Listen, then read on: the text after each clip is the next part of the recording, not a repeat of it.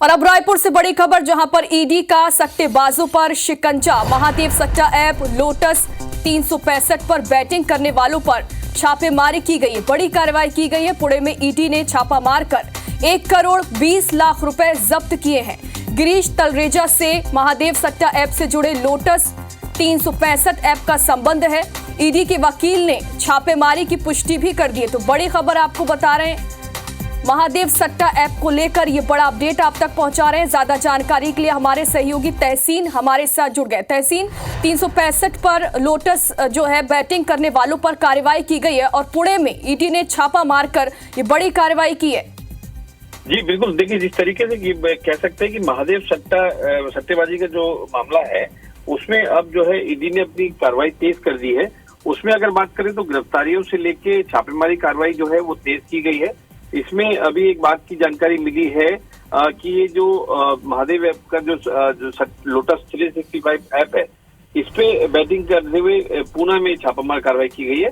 वहां पे लोग गिरफ्तार हुए हैं। उसमें छापामार कार्रवाई की गई है और उसमें अभी तक ये बात सामने आई कि वो 1 करोड़ 20 लाख रुपए नकदी जो है वो जब्त हुआ है।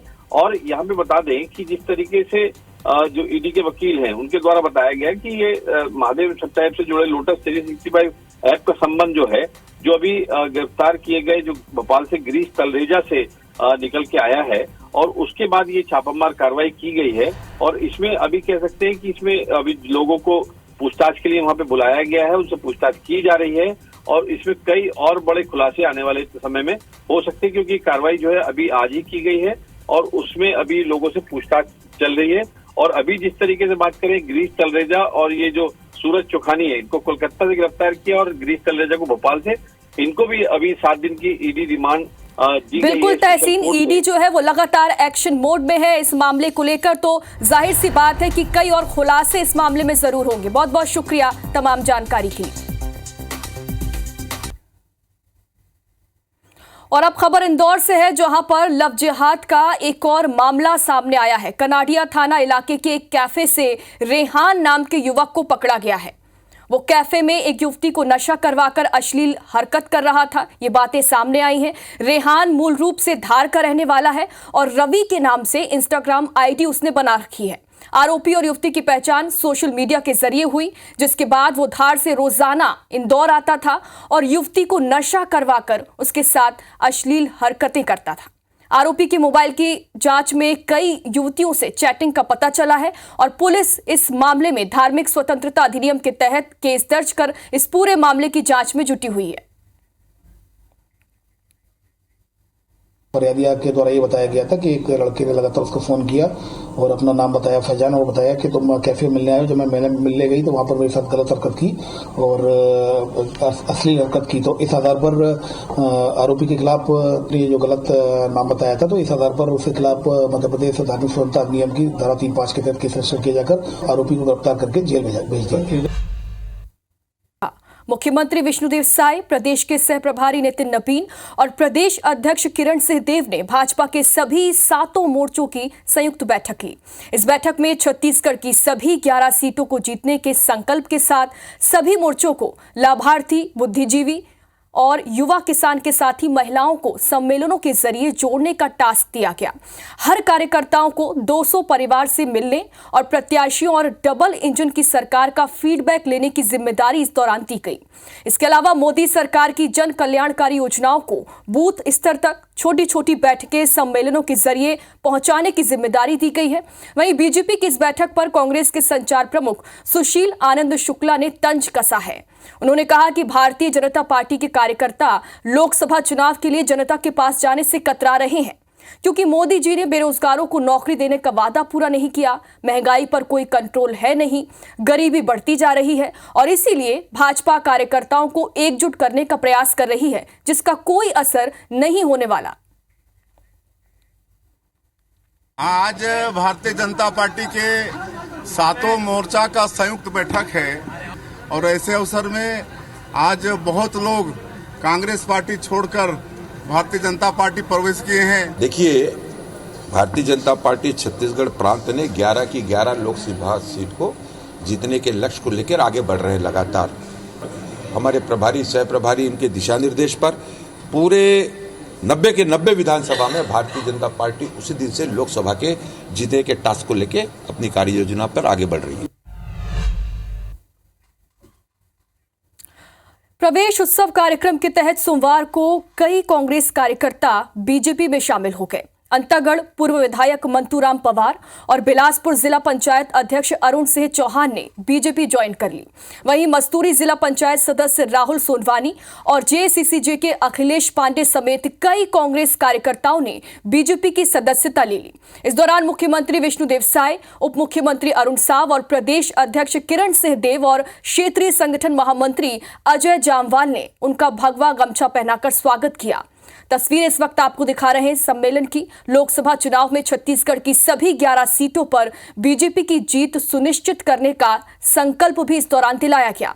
इस दौरान प्रदेश अध्यक्ष किरण सिंह देव ने कांग्रेस पर जमकर निशाना भी साधा और मुख्यमंत्री विष्णुदेव साय ने कहा कि पार्टी की रीति नीति से प्रभावित होकर लोग बीजेपी ज्वाइन कर रहे हैं।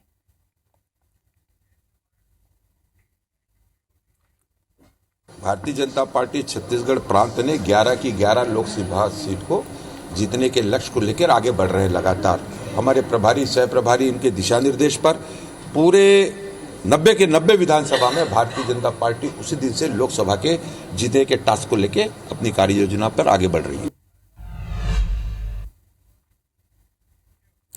मध्य प्रदेश के सीएम डॉक्टर मोहन यादव और उनके मंत्रिमंडल के सभी सदस्य परिवार समेत सोमवार को विशेष विमान से अयोध्या पहुंचे, जहां महर्षि वाल्मीकि एयरपोर्ट पर वहां के विधायक और सांसद ने मोहन कैबिनेट का भव्य स्वागत किया। इसके बाद सीएम और उनकी टीम राम मंदिर पहुंची और श्री रामलला के दर्शन किए। इस दौरान सीएम ने अपनी पत्नी के साथ रामलला को दंडवत प्रणाम किया। सीएम डॉक्टर मोहन यादव ने कहा कि कई जन्मों का पुण्य होता है तो ही आदमी अयोध्या पहुंच पाता है। अयोध्या मोक्ष प्रदान करने वाली नगरी है और यहां आकर जो आनंद आता है उसकी कल्पना नहीं की जा सकती। वहीं सीएम डॉक्टर मोहन यादव ने अयोध्या में मध्य प्रदेश भवन बनाने के लिए यूपी सरकार से जमीन उपलब्ध कराने की मांग भी की है और सरयू किनारे विक्रमादित्य घाट बनाने की भी इच्छा उन्होंने जताई है। सीएम डॉक्टर मोहन यादव ने कहा कि 2000 साल पहले विक्रमादित्य जी ने यहां आकर श्री राम मंदिर का जीर्णोद्धार कराया था और अब 500 साल बाद जब मंदिर में प्राण प्रतिष्ठा हुई है तो अयोध्या अलौकिक नगरी बन गई है। राम आ गए तो राम राज लाएंगे, राम आ गए तो राम राज लाएंगे, राम आ गए तो राम राज लाएंगे, राम आ गए तो राम राज लाएंगे। बार बार हम मोदी को जिताएंगे। ऐसा लगा जीवन धन्य हो गया। प्रभु राम का दर्शन ये कई जन्मों के पुण्य प्रताप का प्रसाद होता है और आज हमने अयोध्या में आके भगवान राम के गर्भगृह में बनने वाले नवनिर्माणाधीन मंदिर के अंदर भगवान के दर्शन किए। ऐसा लगा साक्षात प्रभु स्वयं अपने रूप में विराजमान है। मेरी अपनी ओर से बाबा से यही कामना है। तो बाबा महाकाल की नगरी से आता हूँ कि भगवान राम सब पे कृपा करे, बाबा महाकाल सब पे कृपा करे और हमारी सनातन संस्कृति की ध्वजा ऐसे ही लहराती रहे। संत समागम में शामिल होने राजिम कुंभ पहुंचे मुख्यमंत्री विष्णुदेव साय ने कहा कि यह हमारा सौभाग्य है कि आज सुप्रसिद्ध कथावाचक पंडित प्रदीप मिश्रा के साथ राजिम कुंभ के समागम में उन्हें शामिल होने का मौका मिला है। मुख्यमंत्री और कथावाचक प्रदीप मिश्रा ने भगवान राजीव लोचन का दर्शन कर महानदी में आरती की और हमारे संवाददाता राजेश मिश्रा ने इस मौके पर मुख्यमंत्री विष्णुदेव साय से खास बातचीत आपको दिखाएंगे, लेकिन उससे पहले आपको लेजर शो की झलकियां दिखाएंगे। तो लेजर शो की ये तस्वीरें इस वक्त आपको दिखा रहे हैं। राजिम कुंभ में संत समागम इस दौरान चल रहा है और यहाँ पर लेजर शो का आयोजन भी किया गया। से पर्वतों तक कण कण में बस राम हो और ना कोई काम हो। आंखों में बस बसे हो राम, चरणों में उनके बसे हो प्राण। मेरा जीवन जय श्री राम, तेरा जीवन जय श्री राम। गुरु के रूप में राजिम कुंभ में मुख्यमंत्री विष्णुदेव साय यहाँ पर पहुंचे हैं। उन्होंने गंगा आरती भी की, वो भी कि हम बात करने की कोशिश करते हैं। सर, आज आप यहाँ पर पहुंचे, गंगा आरती में भी शामिल हुए, दर्शन भी किया आपने, क्या कहना है?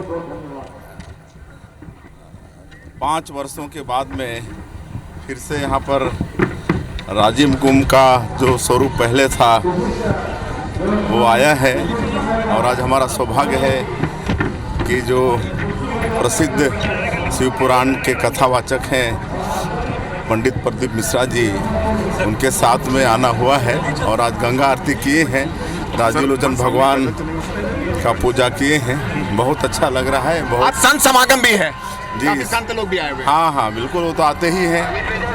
चलिए, तो मुख्यमंत्री विष्णुदेव साय ने कहा कि ये बड़ा सौभाग्य है कि आज सुप्रसिद्ध कथावाचक जो है प्रदीप मिश्रा भी पहुंचे हैं और संत समागम भी है, तो एक अच्छा संजोग है और उसमें शामिल होकर वो अपने आप को सौभाग्यशाली भी समझ रहे हैं। और उन्होंने कुछ देर पहले ही यहाँ पर महानदी की आरती में शामिल हुए, राजीव लोचन का दर्शन भी किया और अब वो संत समागम कार्यक्रम में भी शामिल हो रहे हैं। कैमरामैन नरेंद्र मार्कंडे के साथ राजेश मिश्रा, IBC 24 रायपुर।